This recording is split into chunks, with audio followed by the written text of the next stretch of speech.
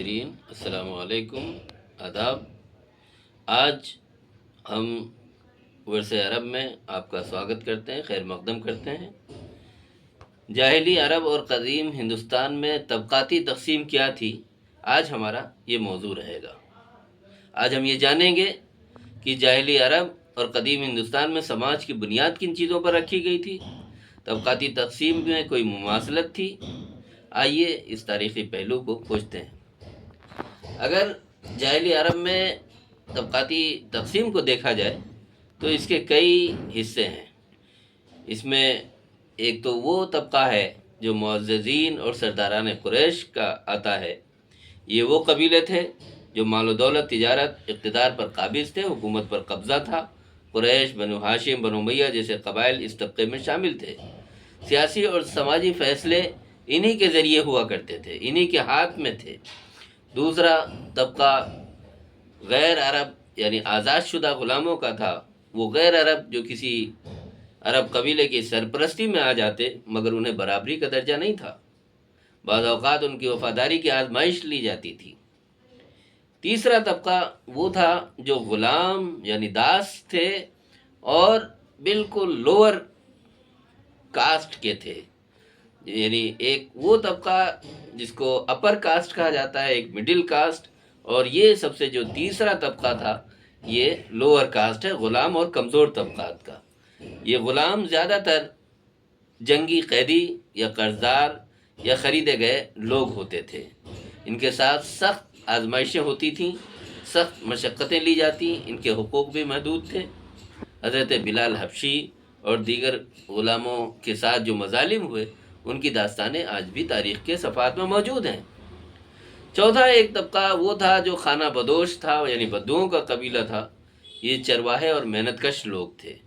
وہ لوگ جو زراعت، تجارت سے منسلک نہیں تھے بلکہ بھیڑ بکریاں چراتے اور سخت زندگی گزارتے، انہیں عام طور پر کمتر سمجھا جاتا تھا۔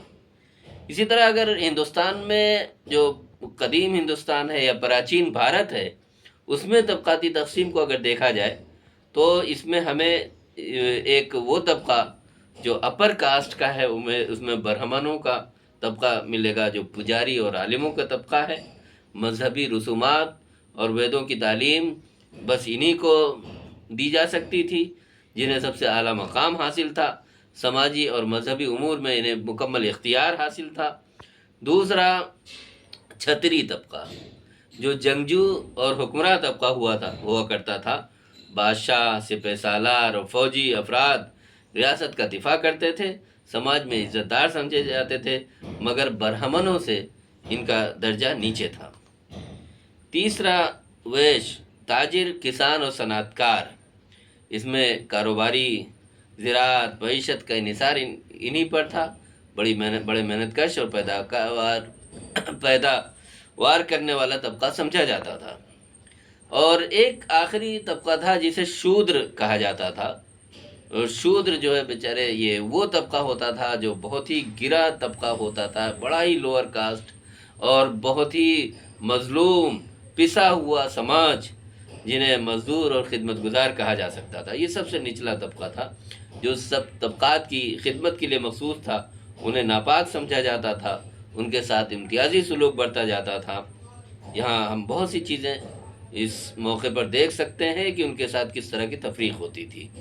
دونوں معاشروں میں موازنہ کرتے وقت اگر دیکھا جائے تو طبقاتی فرق نسل پیدائش کی بنیاد پر تھا، یعنی جس خاندان میں اگر بڑے خاندان میں پیدا ہوئے تو ان کو عزت حاصل تھی، اگر لوور طبقے میں پیدا ہوئے تو انہیں عزت حاصل نہیں تھی۔ دونوں میں غلام اور نچلے طبقات کے حقوق بہت محدود تھے، اور جنہیں اعلیٰ حقوق حاصل تھے انہیں اقتدار یعنی حکومت بھی تھی اور سماجی برتری بھی حاصل تھی۔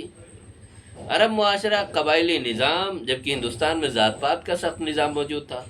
عرب میں طبقاتی نظام نسبتاً لچکدار تھا، جہاں غلام آزاد ہو کر معزز بن سکتے تھے، جیسے حضرت بلال کی مثال آپ لے لیجیے۔ لیکن ہندوستان میں جو شودر طبقے کے لوگ تھے ان کے لیے ترقی کے دروازے بند تھے۔ یہ تاریخی حقائق ہمیں یہ بتاتے ہیں کہ طبقاتی تفریق نے ہمیشہ انسانی سماج کو متاثر کیا ہے۔ اسلام نے جاہلی عرب میں اس نظام کو ختم کر کے برابری کا اصول پیش کیا، یعنی سمانتا ان کو دی، برابری دی، عزت دی اور سماج میں جینے کا حق دیا، جبکہ ہندوستان میں ذات پات کا نظام کئی صدیوں تک قائم رہا۔ آپ کا اس بارے میں کیا خیال ہے؟ ہمیں کمنٹس میں ضرور بتائیں، اور مزید تاریخی حقائق کے لیے ہمارا چینل ورثہ عرب سبسکرائب کریں، بیل آئیکن دبائیں۔ والسلام علیکم ورحمۃ اللہ وبرکاتہ۔